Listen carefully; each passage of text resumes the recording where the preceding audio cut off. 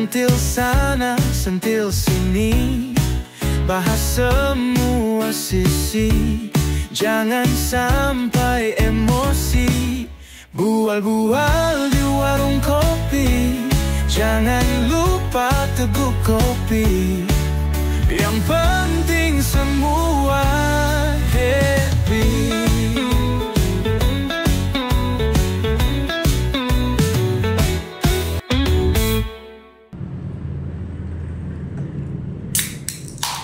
Aduh, sedapnya. Sudah sebulan Ustaz berpuasa. Bismillahirrahmanirrahim. Jadi udah sampai jalan lebaran kemana aja nih?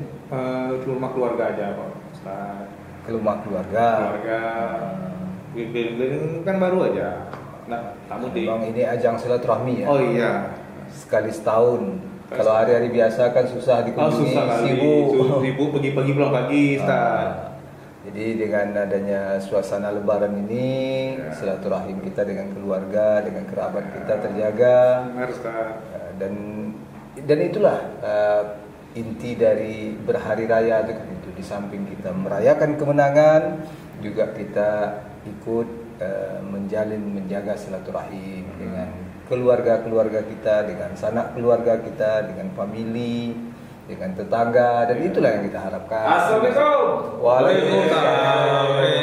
Udah duluan aja di sini.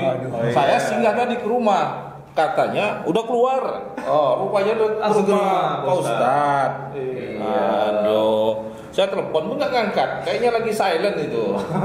Nggak terdengar dia. Kalau lebaran kita silent semua. Oh, ini Pak. Silakan. Udah Lanjut. kopi tak ada, namanya mesti suasana lebaran ini. Lebaran. Jadi minuman kaleng lah ini. Minuman kaleng. Ini Ustaz belum apa? Puasa. Masih puasa 6. Puasa 6. Waduh. Jadi ini kami tak apa. Lanjut. Nah, nanti nggak enak lah kita kan. Awalnya duluan dah. Tapi kami harus pulang kan. Tak tahan awal puasa 6. Oh gitu. Iya, 30 aja kita udah selesai. Puasa 6 itu kan panjang. Iya. Jadi ada juga triknya supaya nggak apa. Ada yang puasanya itu seminggu 2 kali, Senin Kamis Iya. gitu kan. Jadi nggak terasa apa betul gitu kan. Jadi Ustaz ini besok puasa 6 ini dia lebaran 6 biasanya tuh. Jadi puasa 6 itu selama bulan Syawal. Oh gitu. Iya. Selama bulan Syawal itu masih ada, masih bisa. Sebab yang dicari oleh saudara-saudara kita ini adalah hadis Rasulullah. Barang siapa yang berpuasa penuh di bulan Ramadan, kemudian ditambah dengan 6 hari di bulan Syawal, maka sama nilainya dengan dia berpuasa sepanjang tahun. Ya, Wow. itu Mbak Del. Coba dulu puasa 6 Tapi itu. kebanyakan ada kawan-kawan dia puasa 6 tuh mengejar lebaran 6 ya Ustaz.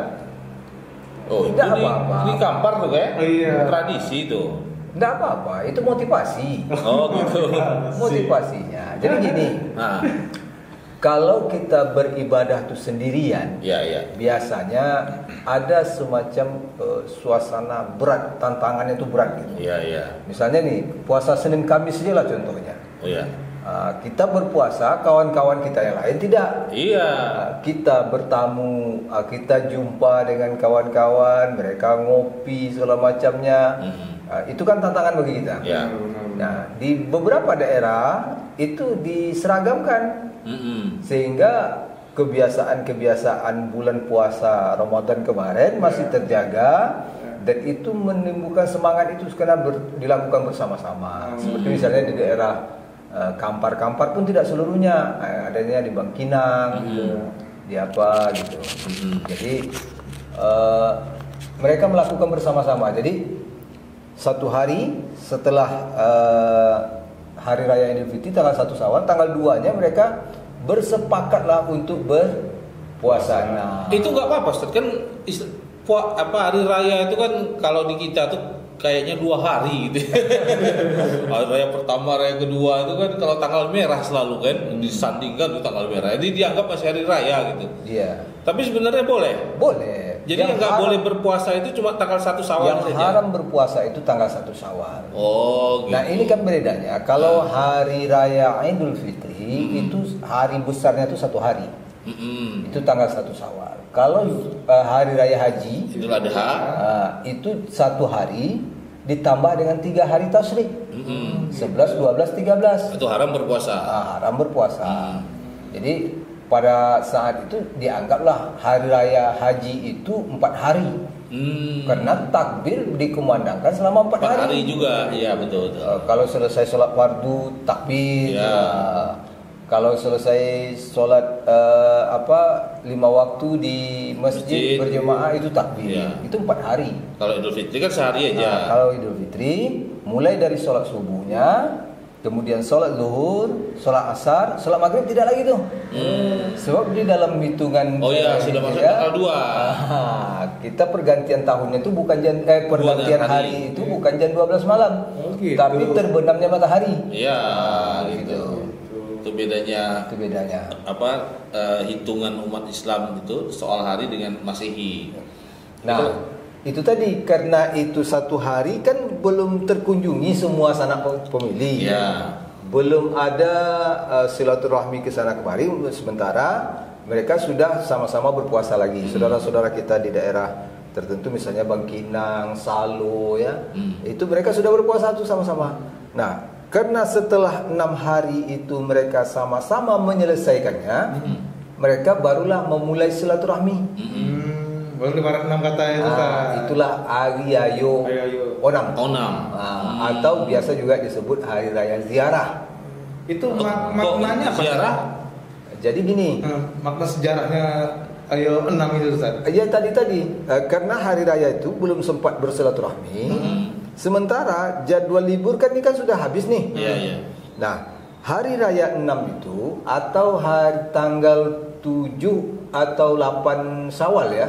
Tanggal 2, 3, 4, 5, 6, 7. Berarti tanggal 8 Syawal itu mereka berkumpul. Sanak keluarga, jiran tetangga sekampung kumpul. Jadi sehingga salam-salaman mohon maaf ya itu berdekatan. Nah, supaya ada kegiatan dulu daerah Kampar ini kan banyak ulama ini. Ada pondok pesantren yang luar biasa dulu di Kampar itu yang sekarang masih ada. Yang melahirkan banyak ulama-ulama yang melanjutkan ke Timur Tengah, ke Madinah dan seterusnya. Nah, mereka para santri ini pada hari raya 6 ini mengunjungilah makam guru-guru mereka. Kemudian tokoh-tokoh masyarakat, orang-orang yang berjasa di sana, mereka berkirim doa. Nah, bergabungnya beberapa orang ini menjadi sebuah kebiasaan. Karena kebiasaan ini kan kalau dilakukan orang ramai menjadi sebuah kebudayaan. Ya, jadi budaya, dan tradisi. itu dilestarikan. Sehingga hari raya 6 itu juga disebut dengan hari ziarah. Misalnya kampung ini, kampung Muarawai misalnya.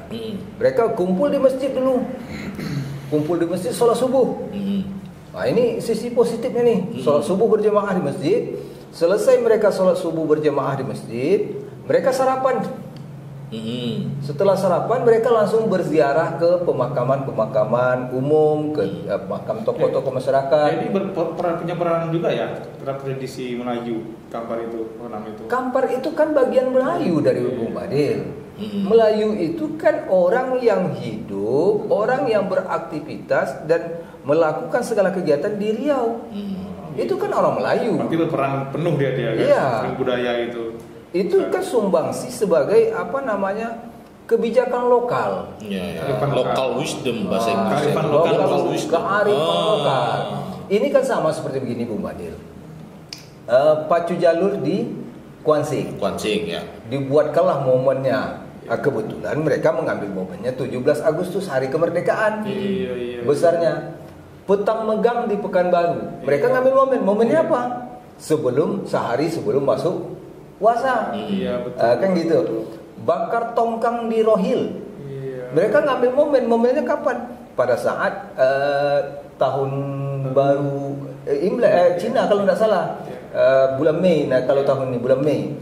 Dan itu momen-momen itu. Nah, di Kampar memanfaatkan ini untuk ajang silaturahmi. Di samping itu sebagai sebuah pembiasaan memperkenalkan kepada anak cucu kemenakan bahwa datuknya si Anu, ini mamaknya si Anu. dari suku ini, dari suku ini. Dan biasanya itu sebelum acara ziarah itu ada pengajian dulu.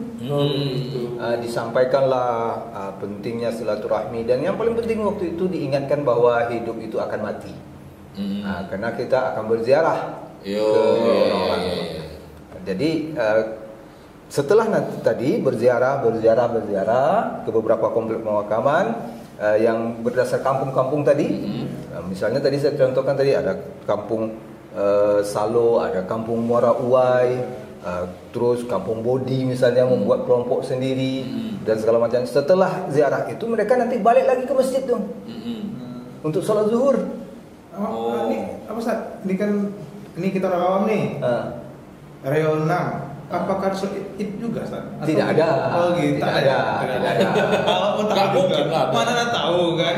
Itu Makanya kita di rangkaiannya itu sholat subuh berjamaah dulu. Sholat subuh berjamaah, sarapan pagi, kemudian berziarah, kumpul di sana sampai siang. Siang mereka balik lagi ke masjid, sholat zuhur berjamaah, kemudian mereka makan bejambau. Apakah ini tidak termasuk bid'ah Ustaz?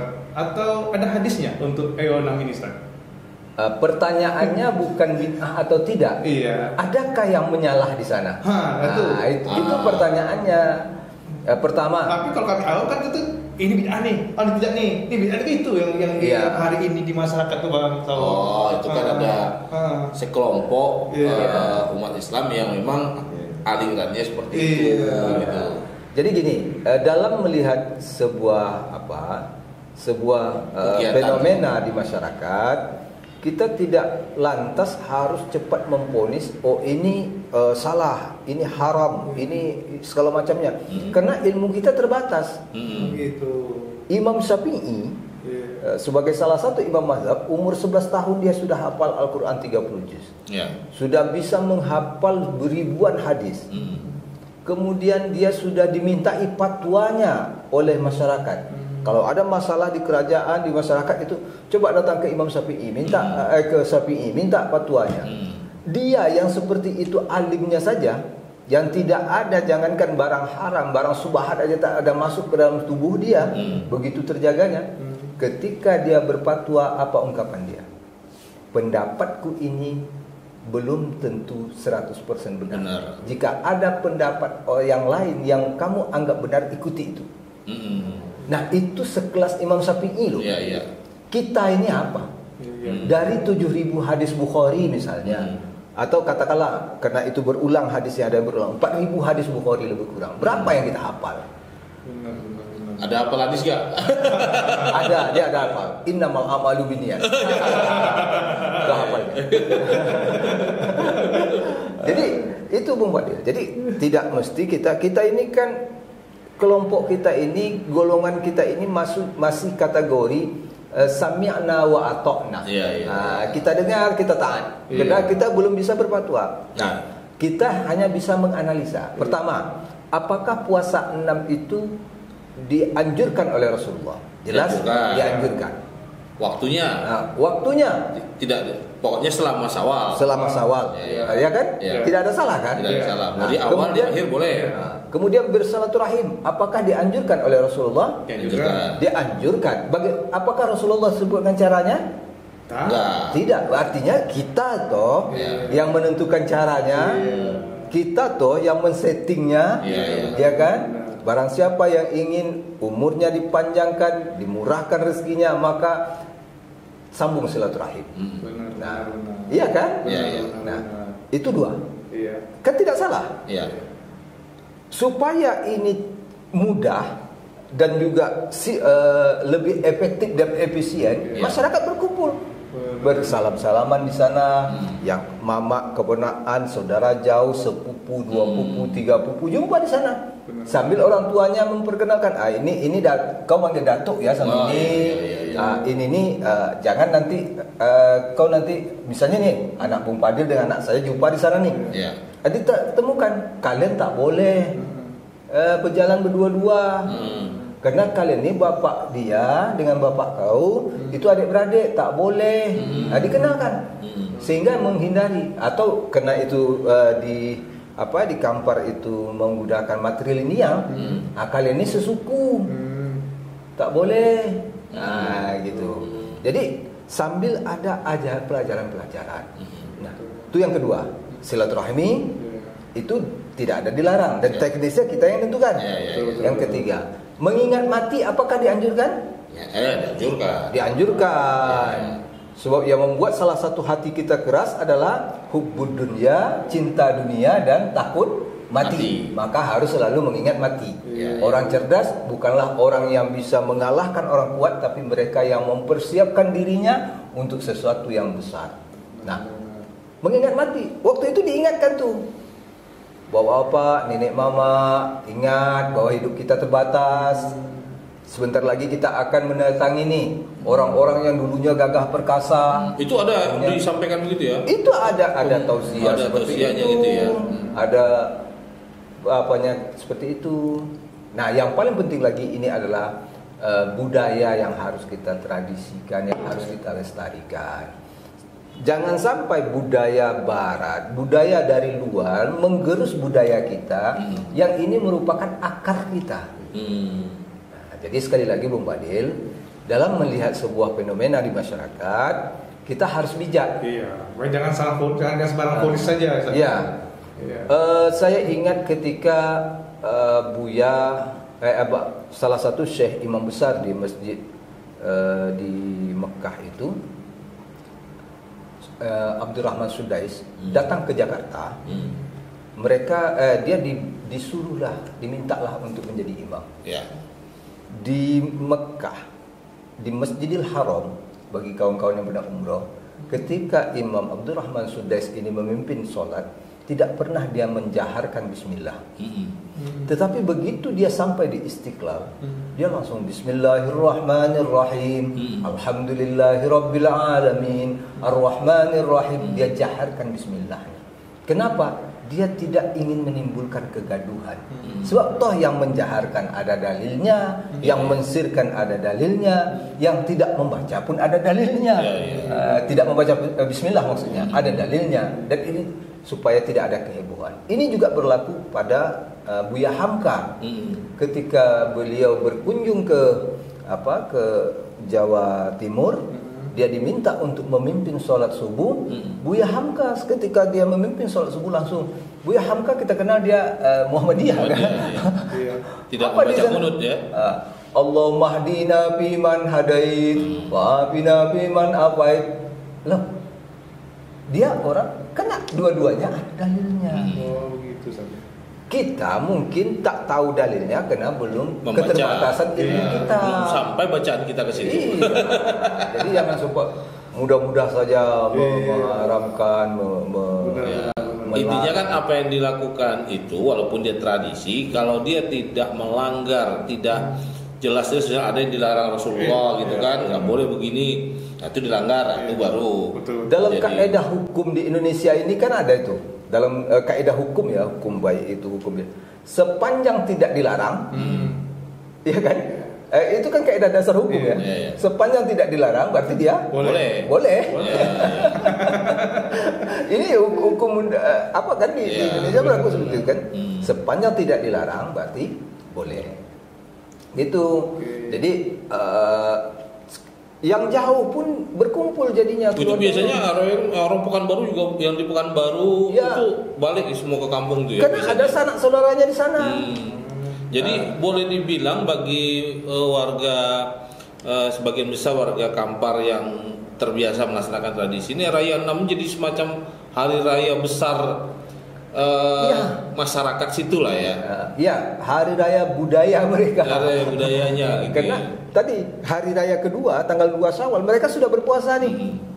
Jadi silaturahminya itu kan terbatas nih. Kalau kita kan maklumlah orang Melayu namanya. Kalau berbual tak berkopi kan tak enak. Kan gitu. Jadi kalau hari raya kedua itu mereka sudah berpuasa lagi, maka setelah itulah mereka berkumpul.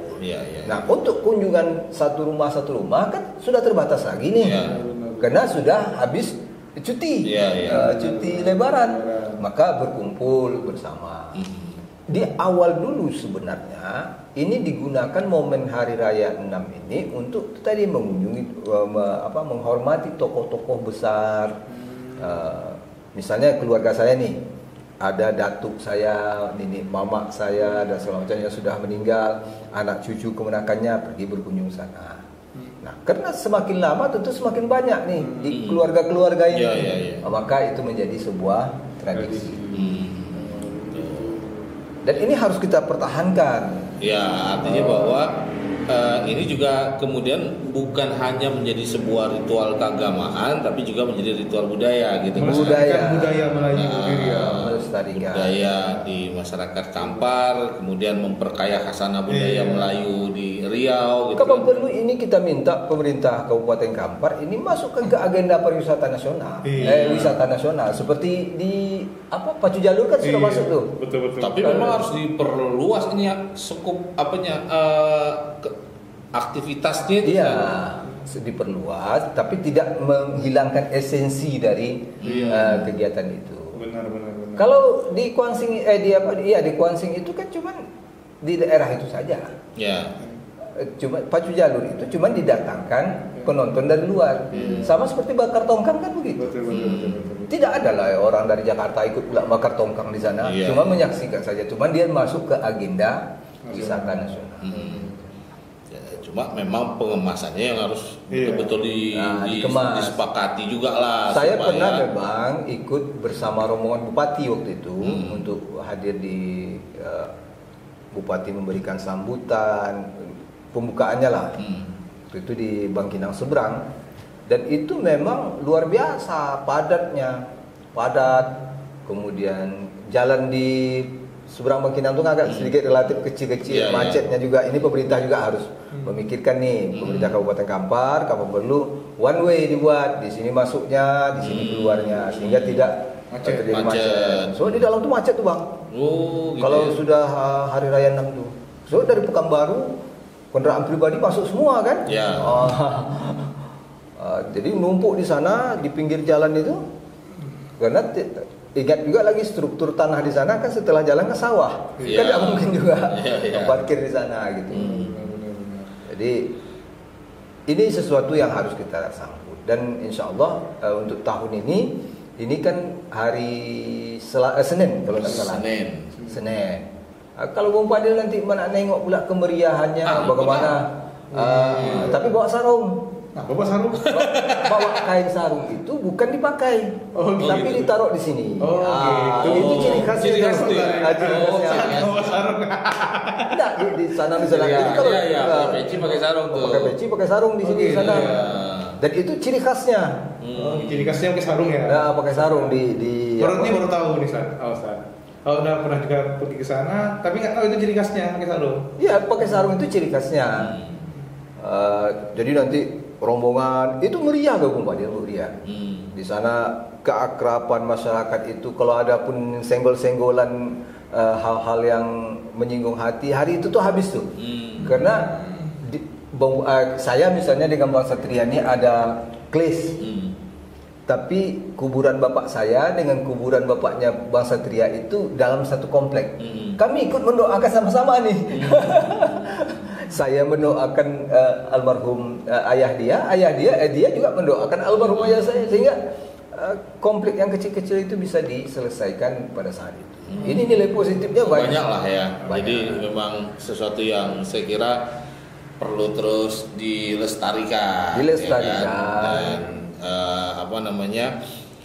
banyak sebenarnya ya kalau tradisi-tradisi di Indonesia, di Riau juga barangkali ada sejumlah tradisi-tradisi yang tertentu lah ya terkait dengan suasana Idul Fitri ini gitu ya. Banyak ada. Kalau di kampung saya dulu tradisinya hari raya ketiga itu Bung Fadil. Itu panjat Batang Pinang. Jadi keramaian. Namanya keramaian dulu. Membuat semacam kalau sekarang kan 17 Agustus ya. Dulu karena orang merantau pulang itu hari raya ketiga keempat itu kan mereka sudah berangsur balik ke maka sebelum itu dibuat dikumpulkan sama-sama gitu. Kebersamaan lah yang kebersamaan. Tradisi-tradisi itu yang harus kita pelihara, kita pertahankan. Dan yang paling krusial lagi adalah generasi muda kita harus ikut terlibat. Ya, harus terus diperkenalkan. Ya, harus tapi terlibat. kita ini kan itu mudah. Kalau yang baru, yang viral cepat. Macam kemarin yang mau dapat THR joget-joget ya kan. Oh, rame ini. Saya tengok di Facebook tuh. Oh, rame semua begitu ya kan. Rupanya tarian orang Yahudi ya kan. Iya, saya pernah lihat. Saya baru tahu tarian orang Yahudi rupanya. Artinya kalau sesuatu yang baru viral, itu cepat ikut gitu kan. Nah, sementara ini yang ada budaya milik kita sendiri ya kan. Kita lestarikan. Yang harus kita jaga. Itu kan memang sudah muncul berakar dari masyarakat setempat, ada local wisdom di sana. Nah, yang ini jangan sampai dilupakan sama yang muda-muda. Dan kita berharap juga kepada kawan-kawan kita yang tidak sependapat, yang tidak sependapat dengan ini, jangan lantas dengan mudahnya mengklaim ini haram, ini salah, tidak ikut sunnah dan segala macamnya. Jangan mudah seperti itu. Benar. Karena ini kebudayaan ini sudah dipelihara, sudah dilestarikan oleh nenek moyang kita. Benar.